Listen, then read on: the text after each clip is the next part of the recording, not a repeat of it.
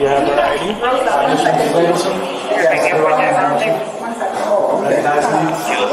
Yeah. You're under arrest. Your cell phone? No, I don't want to give it to you. Why do I have to? Because my attorney said not to. Why do I have to give it to you? This is evidence. Evidence. Ma'am, she's under arrest.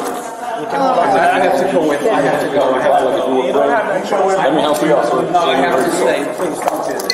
Don't stay. You need to grab the bags. Take the bags. Yeah, and you need to wait outside. Okay. My husband's almost 80 years old. He can't Yeah, come I with can't. me. Please, can I go? No, you can't join her there. Oh, don't do this, please. Please. Oh, Someone's God. got to help him get home. This is terrible. You can't do this. This is insane. Go ahead, grab your hands onto that for me. Is that okay with you? Please. You don't have that with handcuffs on. She's not going anywhere. Please. Please. You have anything in your pocket? No. No. Do you have anything of value in you? No, Plus you have a necklace on. You Wanna can go? take the My- Yeah, necklace I'll take it. Yeah, take it off. Yeah. and the earrings. And the earrings, they're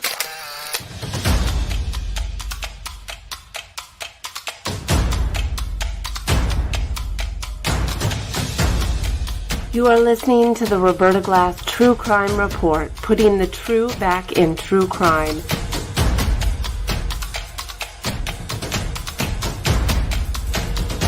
From New York City, Roberta Glass is now on the record.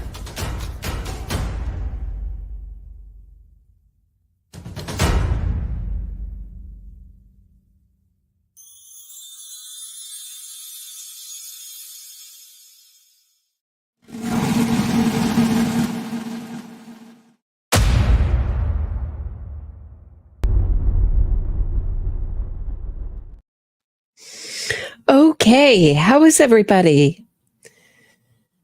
So on the agenda today to talk about is, of course, Donna Adelson and the fact that she's lawyerless. Judge Everett just put down the kibosh, as I predicted, on Alex Morris and even her other lawyer, Klobuchar. It's gone. So she's got to get a whole new legal team.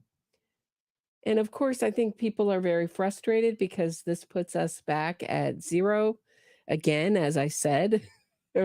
So it's just like she just came in, and it's a whole new game for Donna. Basically, she's got to start fresh with new lawyers. And who would want to be her lawyer in Tallahassee? I know she's got a pile of money still. But who would want to have Donna as a client and represent her when she's so universally hated? I would think someone who's a young defense attorney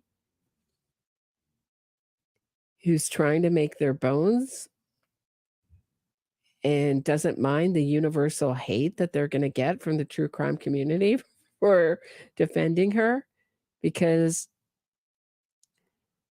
this is a really unified community. I mean, I talk about a lot of controversial topics on my channel.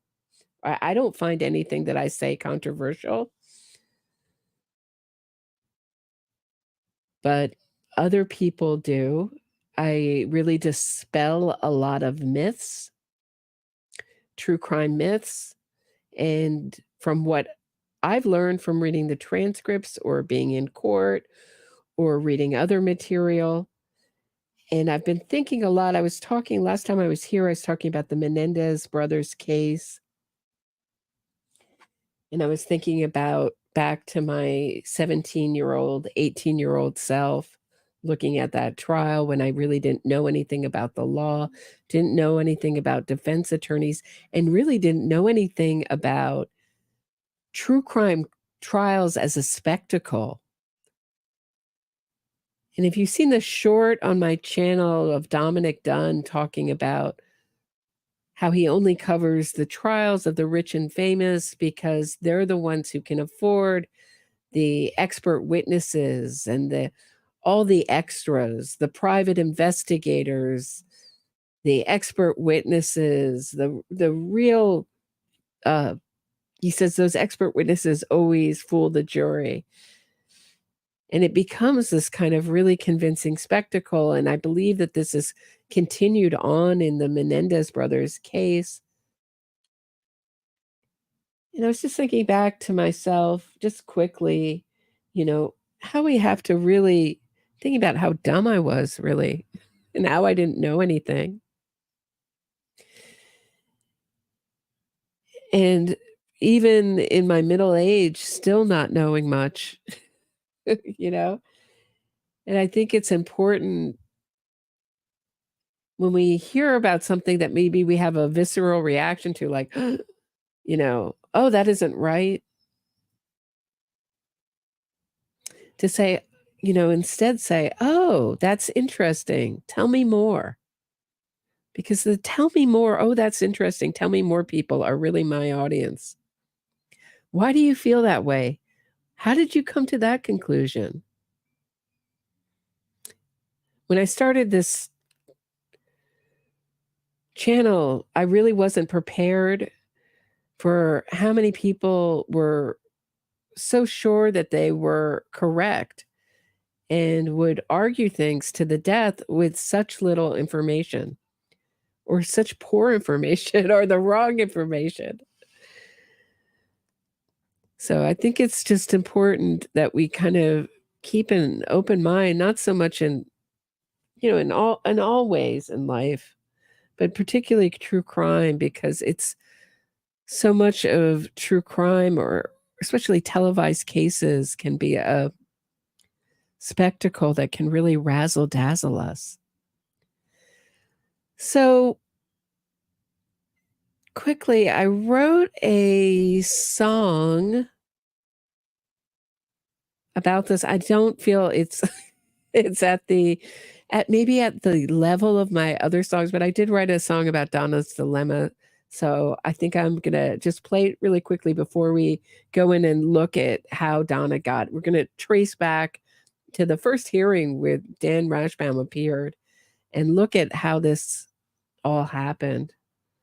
Meaning, so if you're just tuning in, or if you're just tuning into this case, Donna Adelson, is accused of being a conspirator in the murder for hire of Dan Markel.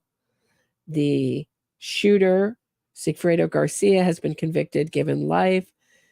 The sideman, getaway driver, maybe you could call him Luis Rivera, made a deal and is doing some time in federal prison. I believe, isn't he doing a federal case? I thought he was in federal prison. Correct me if I'm wrong on that. Maybe in state prison. I thought he was in federal prison doing time in a federal prison for his federal case. He's doing some time for this. Katie McBanoa who was the middle woman, Charlie Adelson's ex-girlfriend, is doing life. Charlie Adelson, Donna Adelson's son, is doing life. And we're waiting for more arrests in this case. The prosecutor, Georgia Kappelman, said, stay tuned for more arrests. So Donna Adelson got arrested as she was boarding a flight to Dubai. And that was a connecting flight to Vietnam, which is a non-extradition country. We've also seen the discovery in this case where she is looking up non-extradition treaty countries. So it's really clear that she was looking for a country where she could not be brought back easily, that's the key word, to the United States. So without further ado, here's my song about Donna's dilemma. Take a listen. Up in my Miami condo, a fancy lady looking down on the little people, deliver the cash, washed, moldy, and stapled. I planned and heard her down to every last detail. After the family celebrated our criminal smash, Charlie ordered lobsters and the family had a big bash. Social style, get me a lawyer to get me out of this mess. No more puzzle pieces. This time we are playing 3D chess.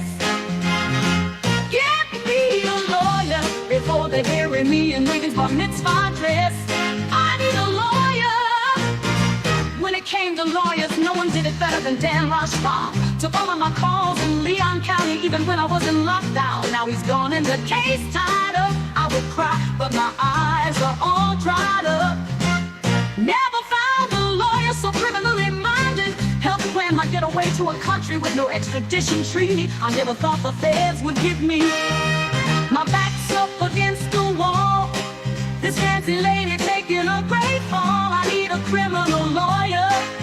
Go up against Georgia and destroy her. Get me a lawyer. Life in Leon County is one day after another. Girls know me as the killer grandmother. Spending my days dreaming up ways to bamboozle the jury. Thought I would tell the truth, didn't you?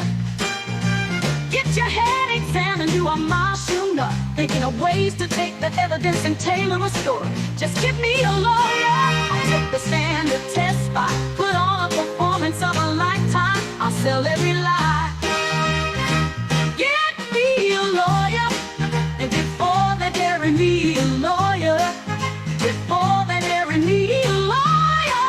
And before they bury me a lawyer.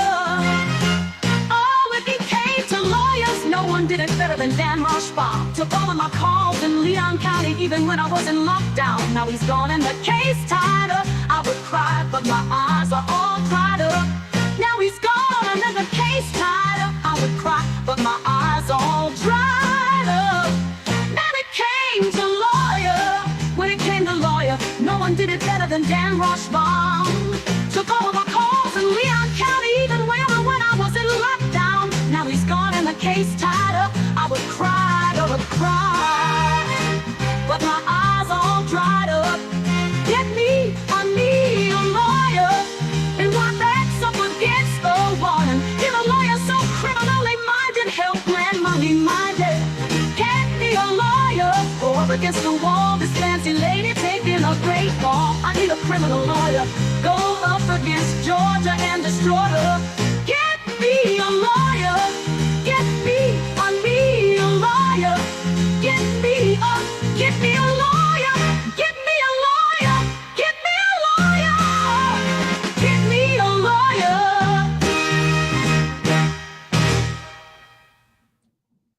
All right. That is my song for this current situation. I think a lot of people are really frustrated who've been watching this case because never have I seen this go down in such dramatic fashion when you have an entire jury pool sitting there waiting to be chosen. It's crazy. And Donna's like, I'll do anything. I'll get a new lawyer on the case. Adam Gomezar here. Yeah, have him. Have this guy. Just anything to keep my rashi. Please, please, Judge.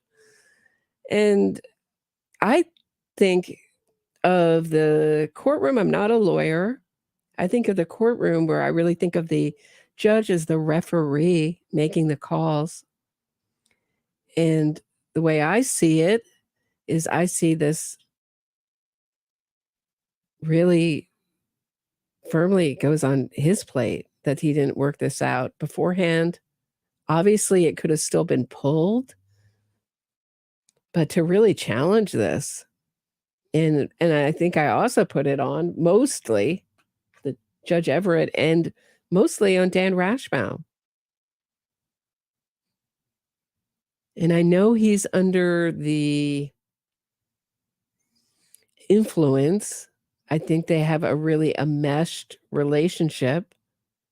If you listen to the STS interview, he was saying that Donna Adelson reminded him of his mother. It was a little nuts, frankly. Or Meshuggah. I was trying to get AI to sing Meshuggah. It was like, Meshuggah. It means crazy in Yiddish.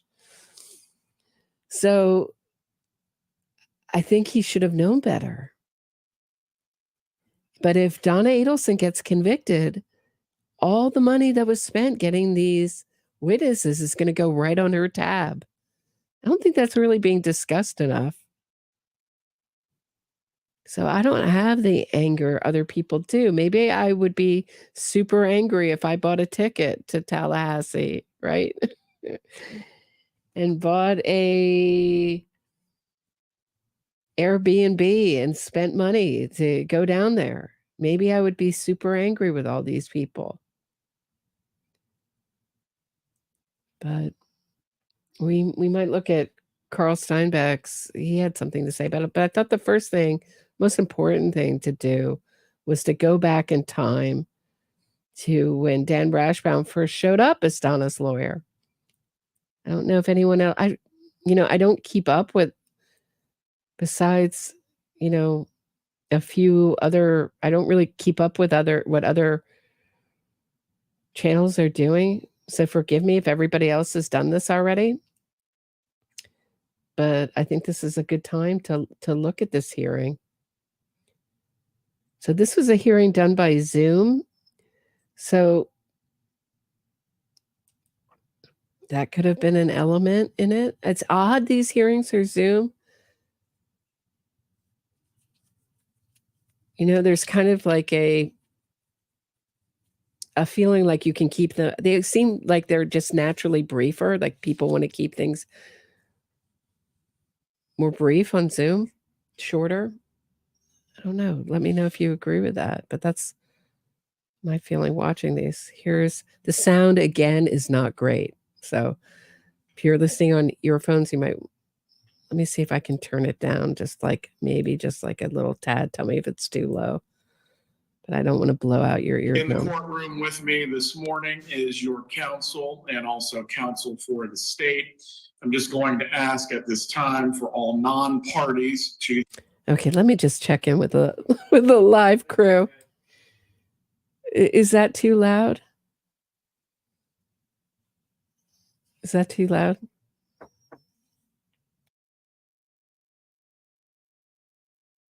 Okay, my boyfriend says it's okay. All right, I'll leave it there. If you want me to turn it down, just let me know. This hearing not to speak or interfere with the business of the court.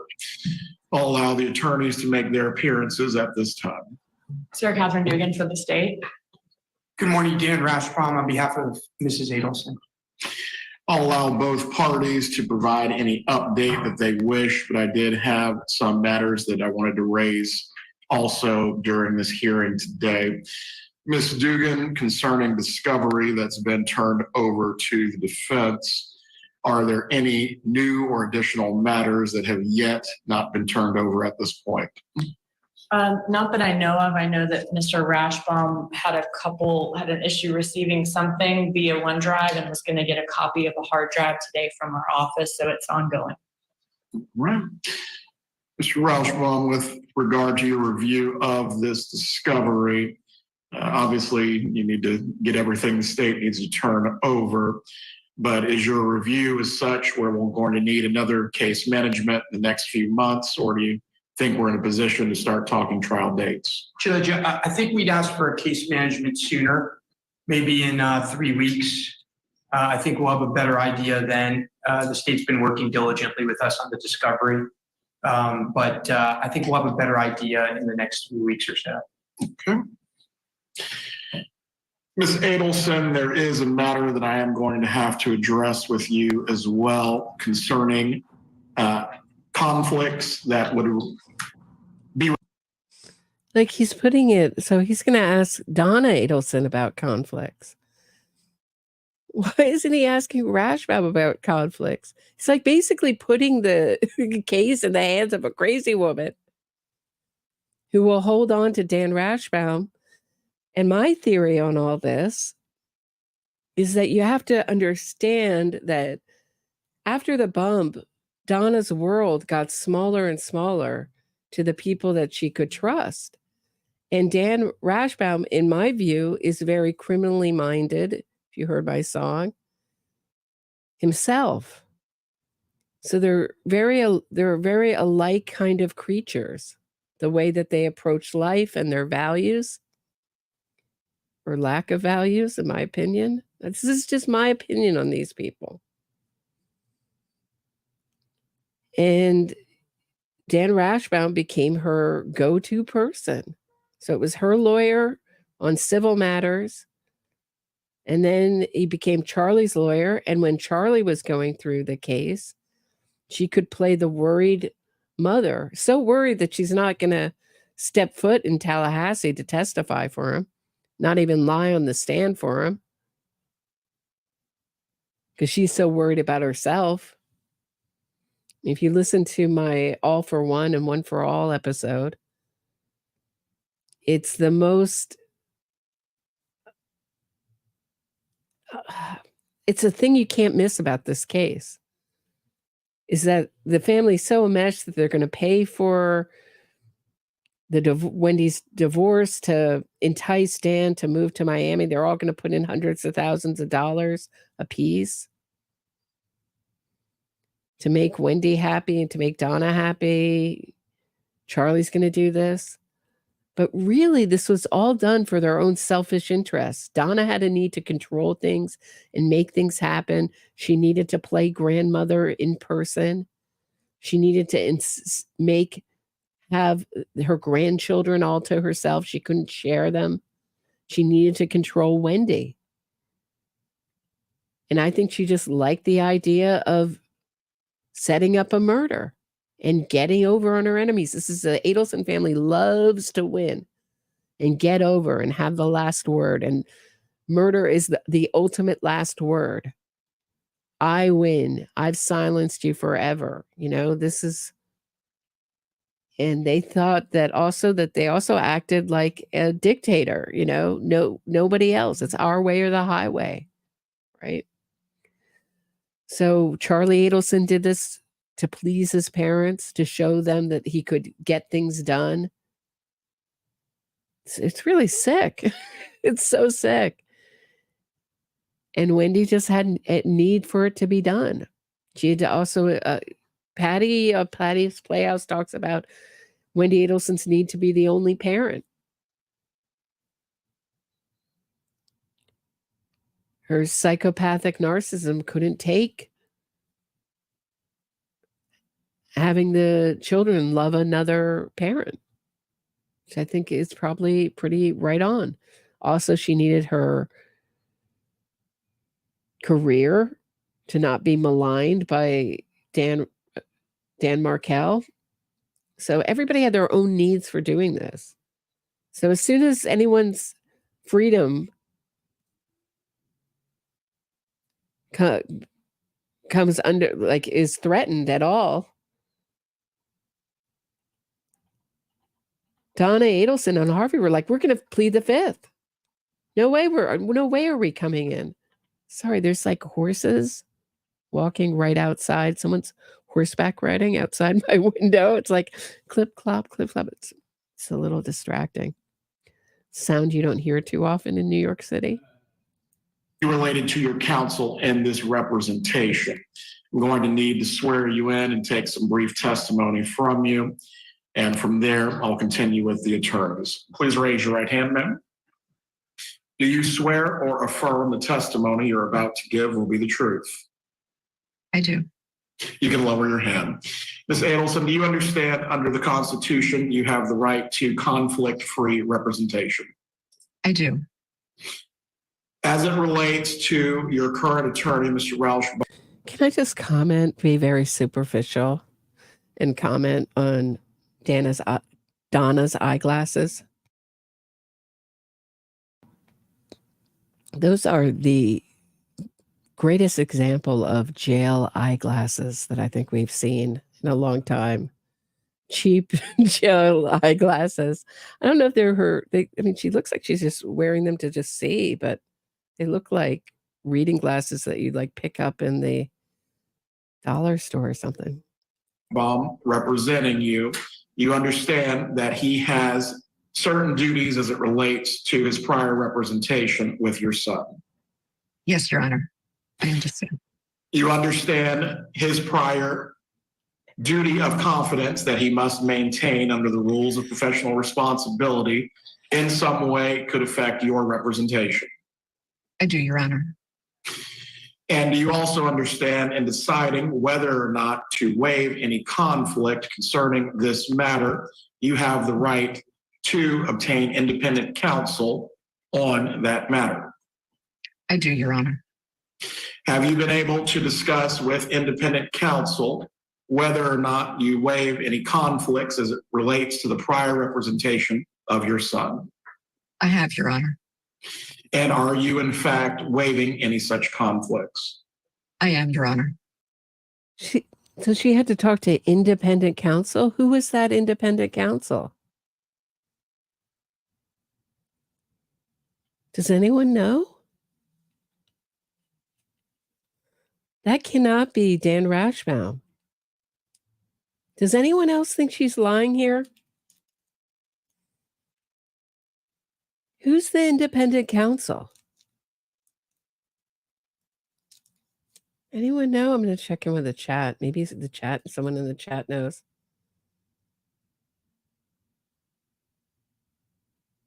I mean, like, what is her idea of independent counsel? John Lauro?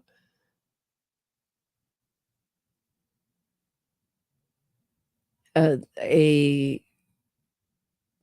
court-appointed lawyer came in for a second. And she's like, I'm keeping Rashi. Don't bother. Don't bother. I love him. I love him so much. I mean, what did she do? This is ridiculous. That Judge Everett was like, okay, no problem here until it is a problem. Then everybody's off the case. He's right. I think he's right to throw everyone off the case now.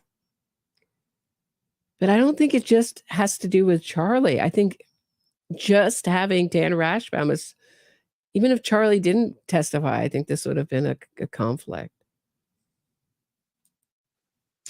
There is a second issue as well as it relates to the rules of professional responsibility for attorneys. There's another prohibition within them that deals with the matter of an attorney possibly being a witness in a case. I do not know if the state would seek to call your attorney as a witness for any matter. However, you understand an attorney cannot be both advocate and witness in the same case.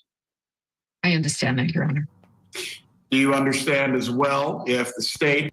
Well, she would never say anything bad about me. He loves him. He loves me like a mother. Like a mother.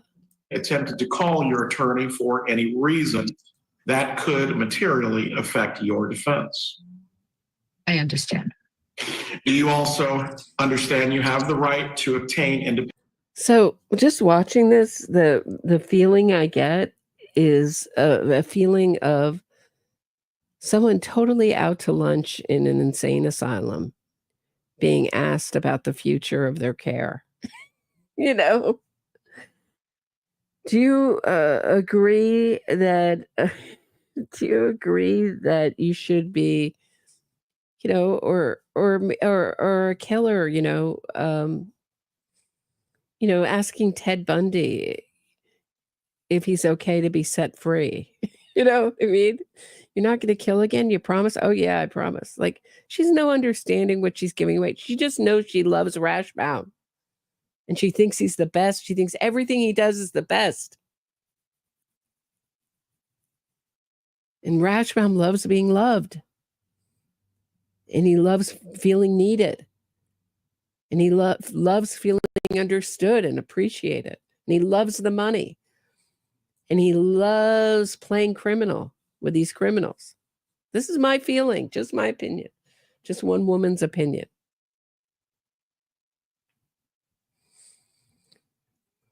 You know, I'm probably going to talk about it more because I'm probably going to talk about the Menendez brothers case a little bit more this week.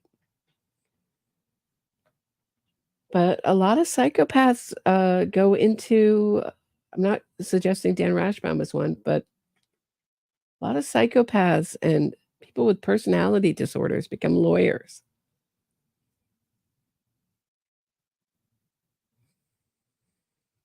I understand. Do you also understand you have the right to obtain independent counsel to assist you in making the decision as to whether or not you wish to waive this conflict? Or even potential of conflict, I should say. Yes, I'm aware of that, Your Honor. And do you waive this potential conflict as well? I do. Mr. Rauschbaum, do you wish there to be any further inquiry as it would pertain to Lazarley versus State? No, Your Honor. Thank you, Ms. Adelson. That will conclude all testimony that I will need. From you. Yeah, Rashbaum. Yeah, I don't need any more inquiry into my poor decision making.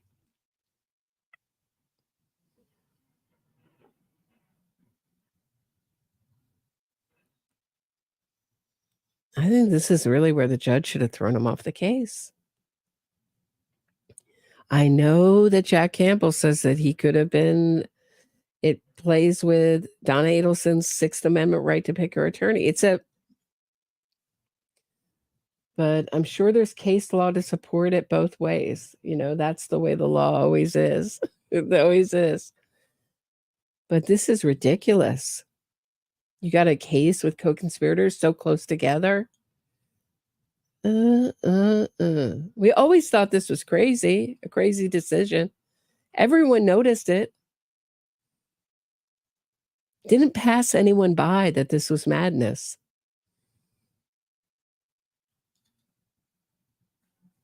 But I don't think anyone could have predicted the way it ended up, you know, ready to go to trial and with a jury pool in the court and Dan Rashbaum, you know, Charlie Adelson getting finally some good legal advice.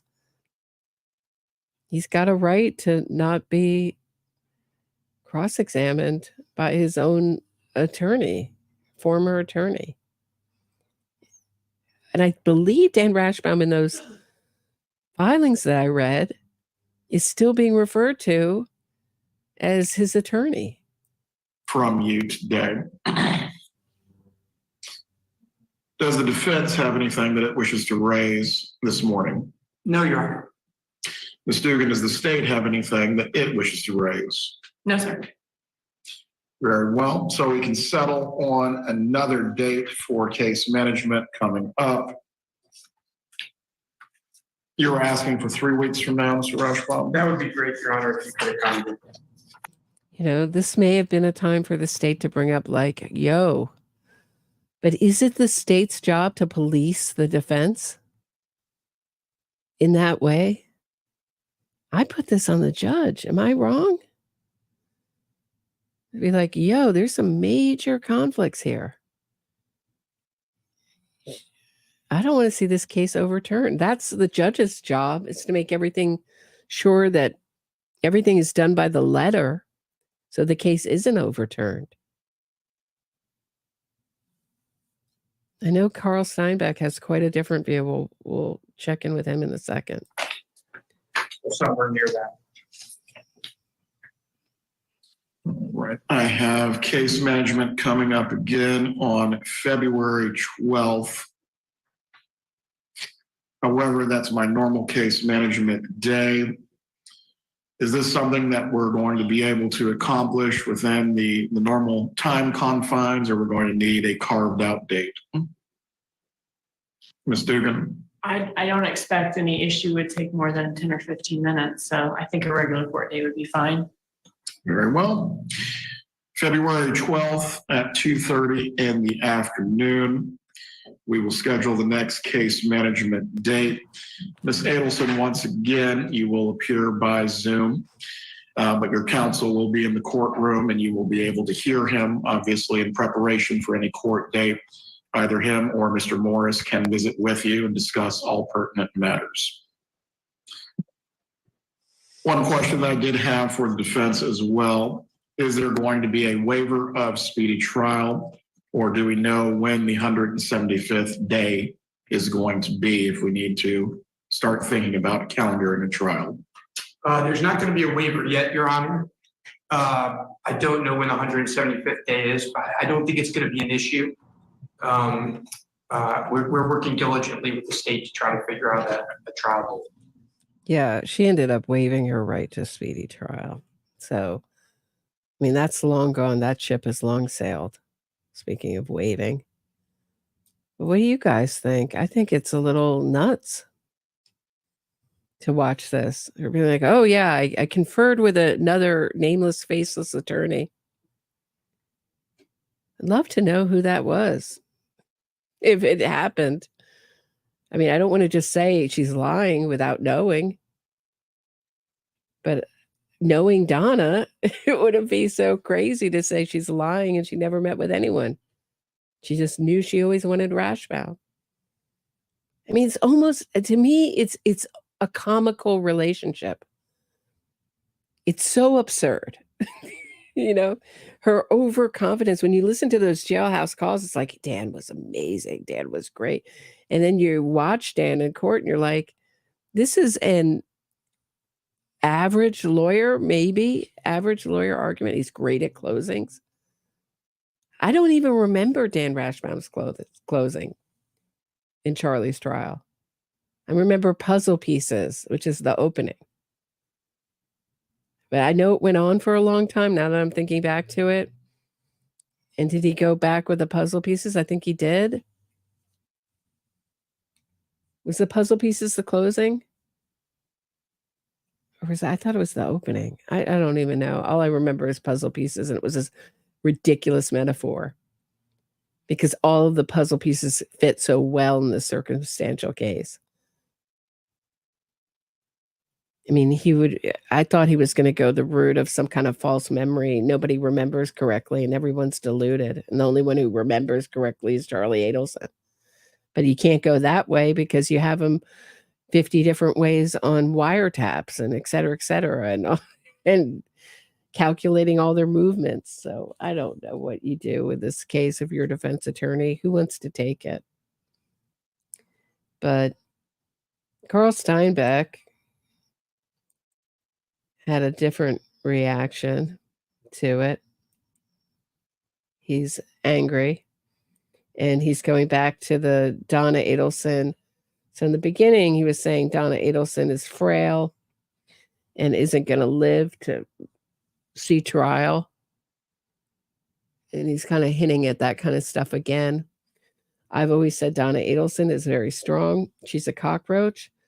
And sure, she's aged, but she's also not dyeing her hair. She's also, other people, friends of mine have said she looks great.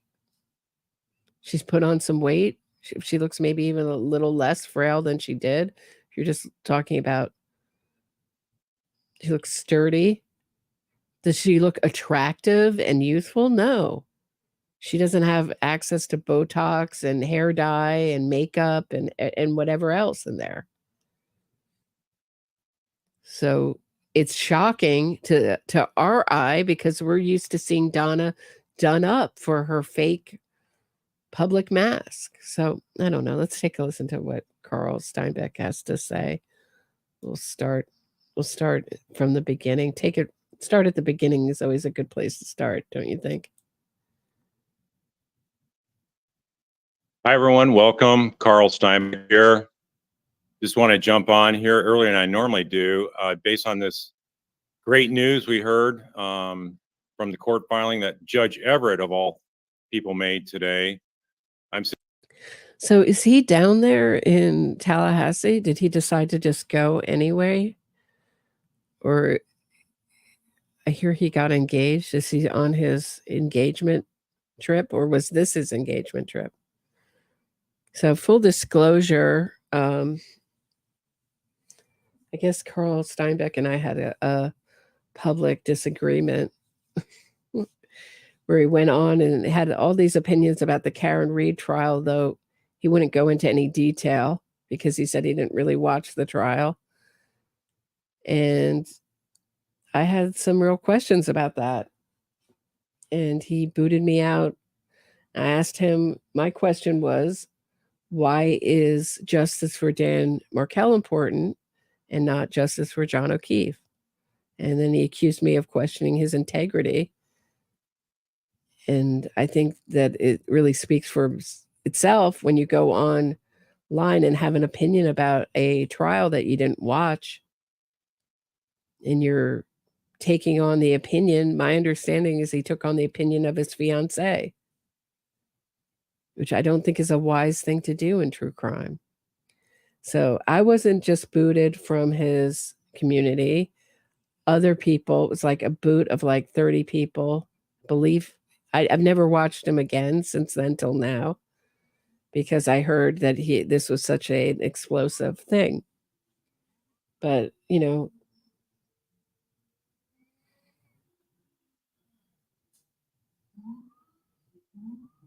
I think it's really dangerous to advocate for an accused murderer and talk about corruption when you're not really sure about what the details of that corruption are.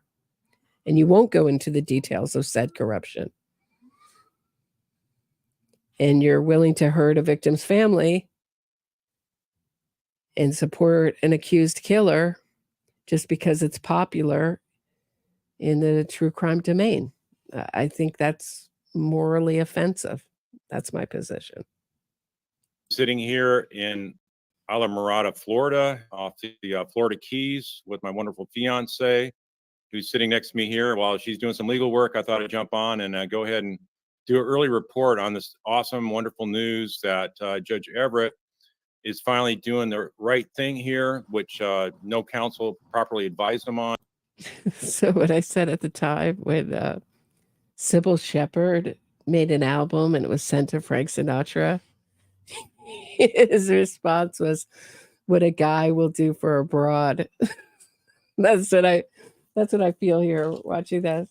Like, you'll go on, you'll support a killer. I don't know. Maybe he had other motivations like clicks and views and popularity. I don't know. I am not Carl Steinbeck, not in his head. I don't know what his motivations are.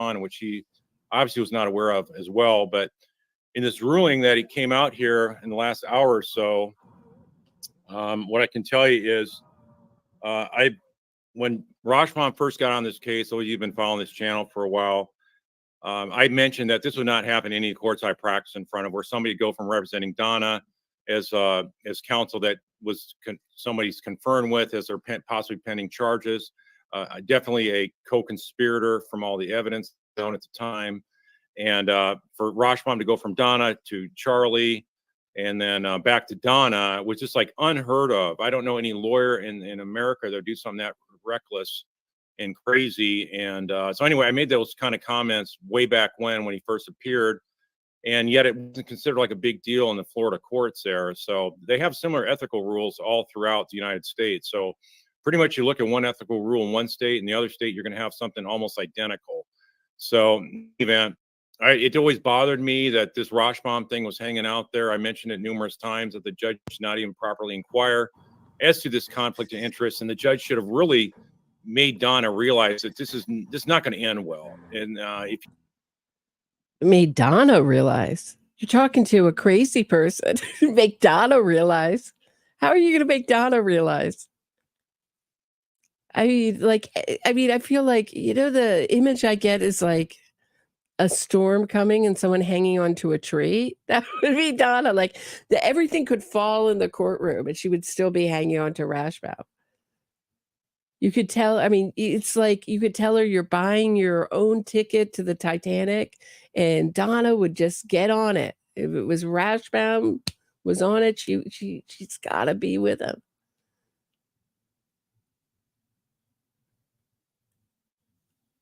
Rashbaum, I mean, I don't understand why he's taking Rashbaum out of this equation, but maybe that comes up next. If you want to get a fair trial, a decent trial, and you want, because my understanding is that Carl Steinbeck is a former prosecutor, and he's also worked as a defense attorney in our military courts, which I am really ignorant about. I assume that they operate just like our criminal courts, but I don't know if what the differences are. I've never attended a military trial. I don't even know if you can. I remember that I just remember when there was that big whistleblower trial in military court going on. It was like extremely hard to get into. So I don't know. But my understanding is now that he is a advisor for cases, and my feeling were that it was mostly on the defense side. That was my impression, but I may be wrong.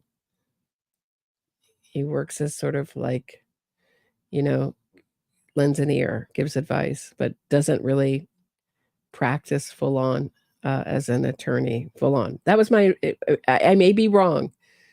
He may do both. I don't know. I don't know. That was just my impression when I used to watch him. You want lawyers that are really going to fight for you. You don't hire somebody that represented somebody that got convicted right before you. So it just made no sense. Any client that'd be dumb enough to do something like that, or a defendant that does something like that, you need to step in as a judge and shut it down. But it never happened. It kept on going on. And I raised it a number of times that, I just still wasn't really sitting well.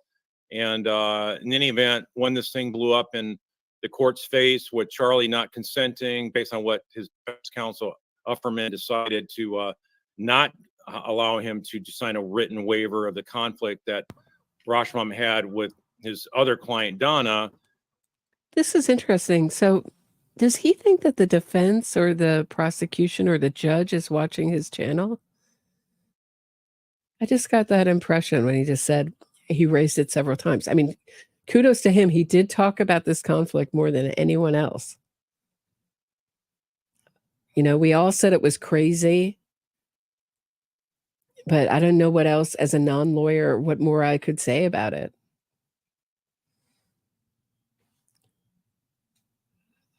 But I get the impression that this is sort of like, you didn't listen to me. Yeah. Does anyone else get that impression, or am I way off? And the whole thing became unraveled, and it forced the issue to then have Rashbam off the case. And what I couldn't figure out is even these Tallahassee lawyers that are on YouTube, there's one that was saying that the conflict is cured and Alex Morris can still stay on the case. If you look at my last videos, I even made a title page that said that the judge must remove all three lawyers, or words to that effect. And so I thought even this commissar guy that we saw a notice of appearance, Adam Commissar, he was that young looking attorney that came in there as the conflict-free lawyer to cross-examine Charlie. I mean, that whole thing was just an absolute circus, I thought. And as it turns out, based on Judge Everett's ruling, he not only declared that Rashbam had to go, but he's also saying Alex Morris is conflicted. And he's also saying this Adam Commissar is conflicted. And that's exactly what I was saying. So I just wasn't sure how this is going to turn out. And Alex Morris, obviously based on the filing by Adam Commissar. So that's Carl's video glitching, not mine. But obviously he's somewhere tropical, or maybe that's a backdrop. But I think he really is somewhere tropical. Adam Commissar, I thought was looked too morally on the ball for that defense team. That was just my impression. I may be way off. That was just my first impression. Doesn't mean it's right.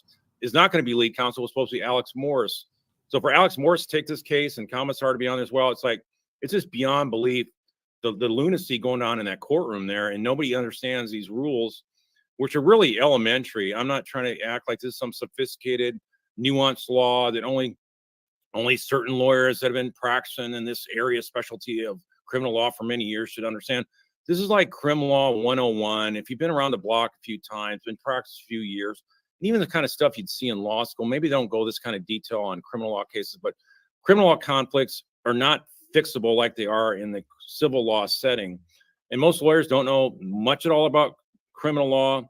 There's a lot of them on YouTube talking about it, and they just don't know what the heck they're talking about. And even, like I said, now we see criminal lawyers that don't understand this conflict. They were saying that it's conflict-free now for Donna proceed with Alex.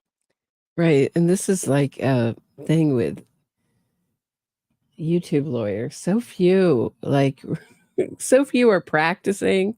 So few I feel are competent. I don't know. I really warned my audience about putting their trust in YouTube lawyers. I just thought,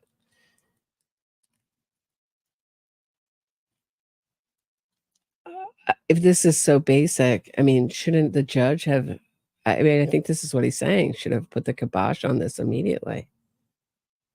Dan Rashbaum, I guess he's a poker player. He thought he could bluff his way through it. And the case was going to go on in 2 months. And so she could also get supplemental counsel. And they were shopping for that. So for Alex to then absorb this commissar guy, I'm just like, what the heck's going on? I was really wondering if the judge is going to step in. So as I looked at this 2.5-page ruling that had like some 40 some other pages of a transcript, I'm trying to pull it up on my phone here. Basically, it says that it talks about how the attorney Rashbaum it became necessary for him to be withdrawn, and that the conflict of interest involving the privilege of information or communication has been imputed to Robert A. Morris. He goes by Alex Morris. So without even going into the details of it, that's why it's so obvious. He doesn't need to go into details. He talks that the conflict of interest involving privileged information or communication. Oh, I'm sorry, I already said that. Additionally, their case is rife with potential for the same conflict as to Adam Kaiser. So the mere potential of a conflict. And what I did is, if you recall from one of my last videos, I said merely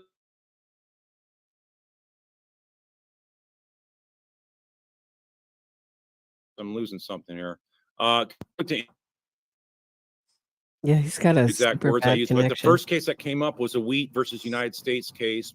It was a Supreme Court case. I guess Supreme Court wasn't the search court term that I used. And it basically would set it all out there. It had a conflicted counsel that the judge denied. It was co-conspirators on a drug case. And it was a 1988 case. That's exactly the case that the judge cited in this thing. And he goes on to cite some others where he talks about how it's not an automatic right. If you have a Sixth Amendment right to pick your counsel of choice, but that lawyer can't do you any good, the judge can step in and say, your conflict, even if it's not actual, the mere potential likelihood of something derailing this criminal case in the administration of justice for this defendant, the defendant cannot waive that and just say, I'm gonna take a lawyer that's so triangulated. I don't know his loyalty to me. I don't really care. I just want this guy. Sorry, the judge needs to step in and say, you know what? Sorry, that's not the way the law works. Historically, the Supreme Court allows judges like me to step in and say, you know what? Enough is enough. I'm going to stop the insanity. And you're getting this lawyer will not stay on this case. I mean, it's as simple as that. This should have happened back when he first. So this is so 101, as Carl Steinbeck is saying. I hate to repeat myself, but I'm going to. Shouldn't this be right in the lap of Judge Everett and right in the lap of Dan Rashbaum for accepting Donna as a client? Saying, I know you want me, Donna, but too bad, too sad. I already represented Charlie, your son, who's a co-conspirator in this case. Too bad. No.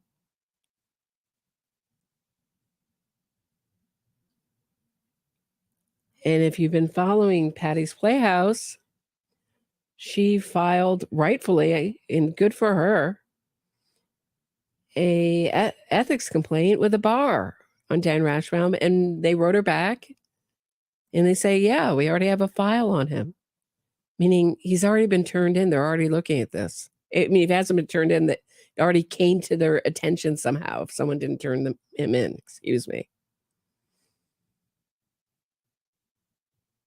So she's right on for the right on. And she's been, getting harassed. Strangely, this is right after she did it. She had to go to the police and file harassment complaint. And if it's not coming from the Adelson Rashbaum clan, it sure is a creepy coincidence. First got retained on the case right after Donna got arrested in the October-November timeframe, right after Charlie's case was concluded and he was convicted of murder, Charlie Adelson being her son.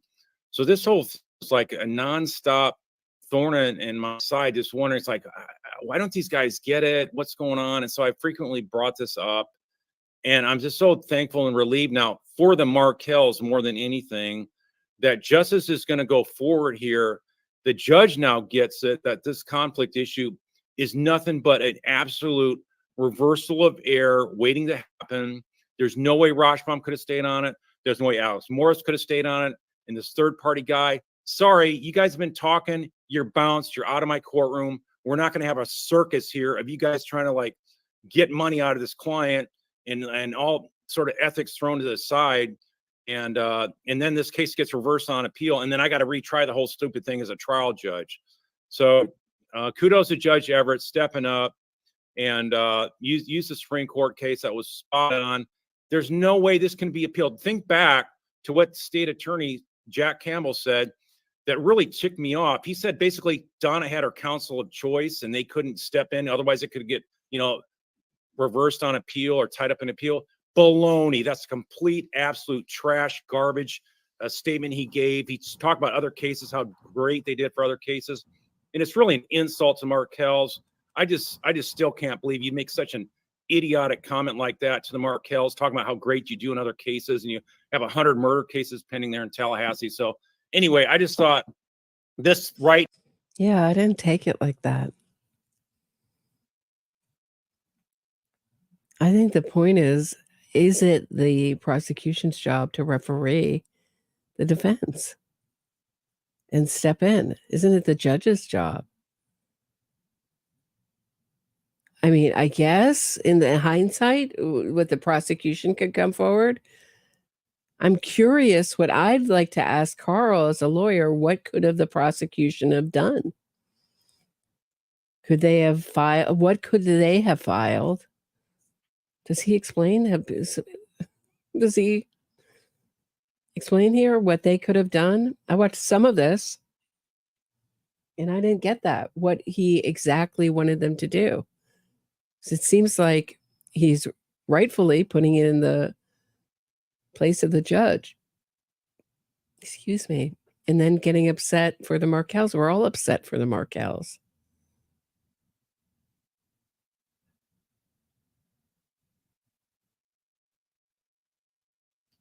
Right here is an indictment of his public address statement showing that he doesn't even know the law and he's a state attorney. Okay. So that's the way this thing's been dragging on. Nobody cares to know the law and conflicts down there in the Tallahassee courtroom. And finally, the judge steps in and cites the right case law. Nobody's going to appeal this thing. Nobody. Okay. The judge has a Supreme Court case law to back him up. And nobody's that idiotic to try to appeal this thing as an appellate lawyer. You could bring this to probably any appellate lawyer in Florida and say, hey, do you think we ought to appeal this thing about all these 3 lawyers getting bounced off the case? Rajbaum, of course, did it on his own. So we're down to 2 guys that are wanting to take Donna's money and try this case as defense counsel. It's not going to happen. It's just a complete waste of time. So when you stop to think about what this means for administration of justice, we've waited all these months, almost a year now. Donna's Adelson's been in pretrial confinement there in the Leon County Jail, and she's had conflict on what the real ramifications are for what she's waiving. Granted, the judge didn't do it either, okay, but now it's finally been done. But who really faces ramifications now is these attorneys that have been on the case. Oh, the judge, we just watched the judge ask Donna. And Donna said she met with another attorney and she talked through all her rights. So it seems like Carl's saying that Donna was never fully questioned as whether she understood. This isn't the first time. It's just done recently too. Conflicted. So every single one of these attorneys, except for Adam, I mean, the judge is keenly aware that this is an issue. And I think what Jack Campbell means is when we're trying 100 other cases, is that this isn't our only case. Is our job to full-time police the defense and step in as a judge? So Jack Campbell's not just the district attorney. He's also got to police the judge. I don't know. What could have they done? What kind of filing could just educate me. I'm very curious. What kind of filing could the prosecution have filed to object to this? I assume they could, right? There's got to be some kind of something. But really? I mean, it's like, I don't know. Being Alex Morris and especially Rostrom, they could be facing malpractice suits for her, the client staying in jail, rotting away in jail there, We've seen how much she's aged over this time frame, and you're not doing a service to justice at all if you stay on as a conflicted counselor. You're setting yourself up for malpractice. You're setting yourself up for a malpractice, ethical bar complaint, which we understand has already happened for Rashbaum. The same thing will likely happen for Alex Morris as well. So, I mean, this thing's really ugly for these two defense lawyers, and it's only going to get ugly. Maui Swift is saying a removal of counsel motion. Thank you, Maui. That's all I wanted to know.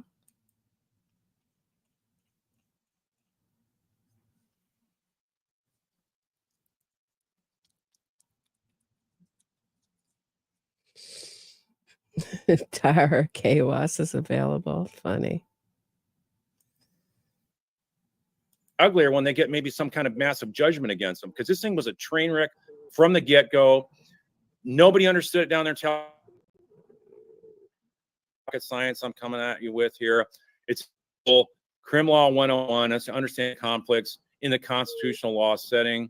So in any event, I think it's finally going to start now where they understand the conflict of interest rules there in Tallahassee. And what this means actually is now when you stop thinking about the administration of justice. So the Markells have basically suffered, what is it now, 10 months where Donna has wasted this time waiting to go to trial. They've been waiting to get justice and see her get convicted as she rightfully is due.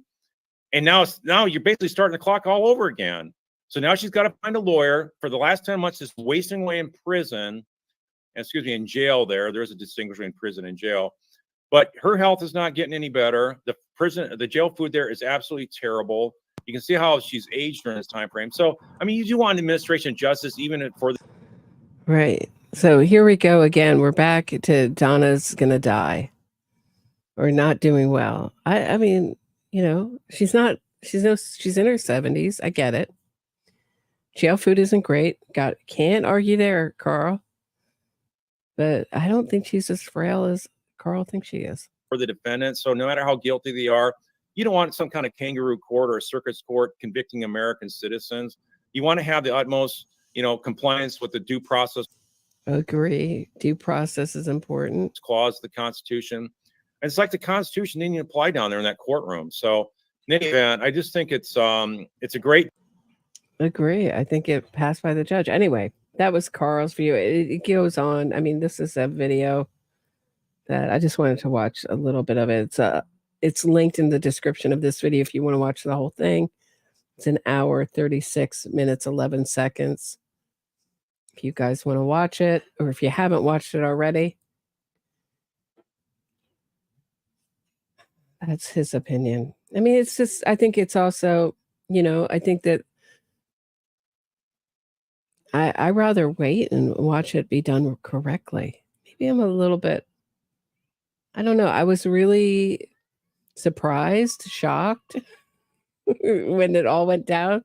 I was so geared up. I needed a little time to switch gears, but now that I've switched gears, I'm okay with it. I feel sad, mostly for the Markel family.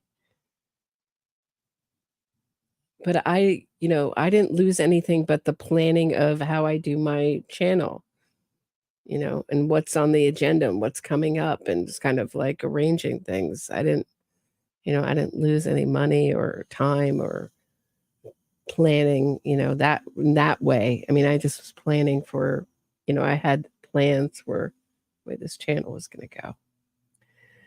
So that's really what I have for today. I mean, just a short quickie. I thought it was worth checking in on. Before I go, I'm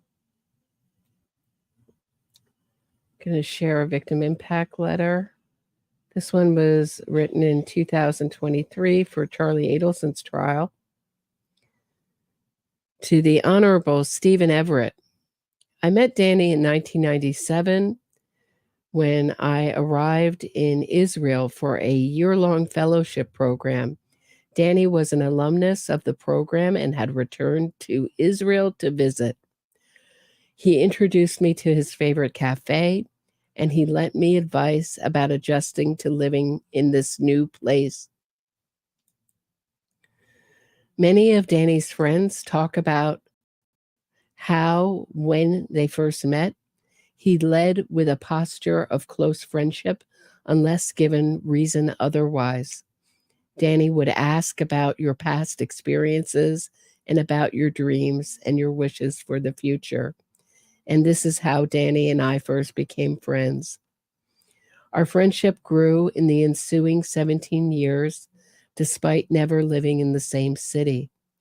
While he was living in Washington, D.C.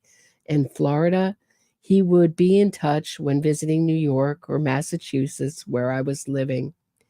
He somehow always managed to fit a visit into his busy travel schedule, and he was always game to join me, no matter where I was at or what I was doing. At some point, a number of years elapsed, without seeing each other, but Danny picked up as if no time was lost. He was incredibly attuned to when you might need a friend or want an ear, and made himself available irrespective of distance or competing demands. The skill at cultivating friendships across the globe and then connecting his friends to each other is why he's been referred to as the great connector, or the internet before the internet was invented. Danny was a scholar, both professionally and in personal interactions. He was a seeker of truth and justice. He was profoundly insightful and loved a good debate. He was blunt and straightforward about his thoughts, irrespective of whether a topic was controversial, and didn't shy away from hearing a difficult truth. But as much as he challenged you intellectually, he would equally challenge you to grow emotionally and be the best person you could be. After admitting that I was distracted from achieving a professional goal, he insisted that I send him a check made out to my least favorite political figure that he would send in if I didn't reach my next goal in time. Danny was equally courageous in expressing his emotions as he was with his ideas. He was the first to say, "I miss you," or to share his pain and to seek comfort. He'd say, "I woke up grumpy and lonely and could use a chat with a friend right now." Or to show his unbridled joy, he brimmed with excitement over his boys' achievements, whether learning to sing a song in Yiddish or their dancing antics. At first, I was taken aback by these shows of emotion from a grown man, but I came to understand that he took emotional risks that most people wouldn't dare. He had the courage to be vulnerable, and I believe that this willingness to be vulnerable is what enabled him to forge connections and to find joy in his friendships. When friends speak of Danny as the great connector, these weren't superficial connections. He almost demanded intimacy. One friend described how Danny would never be content with a quick catch-up on the phone. He wanted to know what was really going on in your life. And right after Danny's passing, a friend described how Danny was just at his home, putting his kids to bed with him, a far more intimate activity than the average get-together between two men. The intimacy led to a deep love. One of Danny's girlfriends once told me that despite her past relationship experience, she never really knew what it felt like to be loved until she met Danny. I wasn't the least bit surprised, and I can't think of a greater gift one person can give to another. During the couple of years before Danny was murdered, Danny and I independently went through life's transitions. I was fortunate to have him as a source of support as I walked through uncertain times. They say that tough times show you who your real friends are. Danny was one of the people to whom I grew closer during this time. Just as he was unafraid to share his pain and to be vulnerable, he was unafraid of my pain and treated my vulnerability with care. He saw my strengths and valued them and reminded me of them. He saw my struggles and lessened them with his company and friendship. One of my emails to him during this time said, quote, "Hanging out tonight brought me joy, a feeling that has been hard to access lately," quote. I also had the privilege of being in Danny's life as he confronted his own challenges. As they say, the true test of a person's character is how they respond to difficulty. Danny would share the details of a tough situation with stark honesty, and he wanted to find a fair solution. But then the conversation would often follow with a discussion about how he could respond in the most humane way possible. He said he wanted to choose actions that would make his sons proud. Amidst disappointment, he sought out a path of kindness and peace. He had a great capacity for taking responsibility for his mistakes and for forgiving others' mistakes. He wanted to talk about cultivating a heart of loving kindness, particularly in light of our shared interest in Buddhist teachings. Danny also never lost sight of the gifts in his life. He expressed gratitude for a career that he loved and that allowed him to care for his family, and gratitude for his friends and family and for the communities he was part of, and perhaps most of all for his little wonder balls, the word he used to refer to his two sons. Danny's passing has left me bereft. I instinctively turn my phone to call Danny when there is a piece of news in my life. I miss his famous bambizzle birthday wishes. A lot of people in these letters talk about these bambizzle birthday wishes. And his Facebook posts excitedly displaying his boys' art projects and soccer videos. I still feel the desire for him to weigh in with his advice when facing a decision. I miss his work trips, which enabled our visits. I miss the authenticity he brought to our friendships and the way he encouraged me to grow.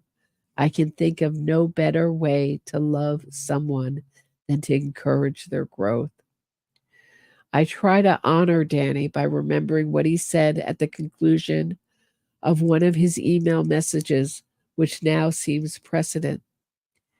Quote, "Everything wonderful is also and already fragile. Love mightily while you can." I love and miss Danny. Real friends are a rare gift. With tears flowing from my eyes as I write this, the pain of his loss still cuts deep, a type of pain that time does not heal. And I feel profound sadness and anger that his dear friend was senselessly taken from me, from his boys, from his family, from his academic community, and from our shared community of friends. I never stop wishing that my friend were still here. Sincerely, Tamar Mensel.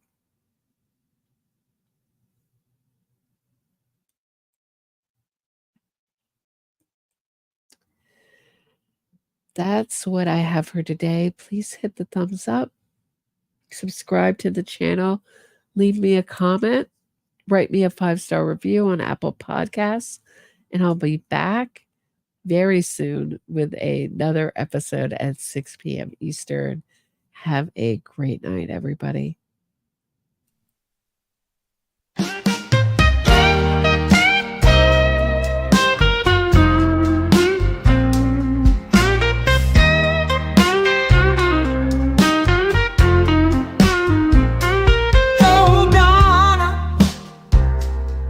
What a stitch you're in. You plotted a murder 'cause you wanted to raise your daughter's kid. Tallahassee is just a stop on the way to civilization. Miami is where all the fancy people are at. The TV is about 5. You can't get away from that. Two-toe, tay-toe, hoo-ho, you know the guy you pay, and you can't get away from that. Oh, Donna, what a stitch you're in. You thought jail was just for the little people, but now you're so blankets with the locked-up crew. You're a grandmother in lockdown, and your one-way ride to freedom you blew.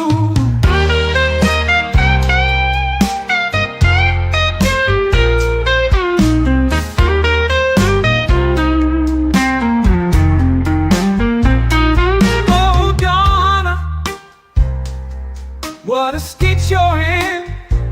Your family are exiled from the social circles you swam in.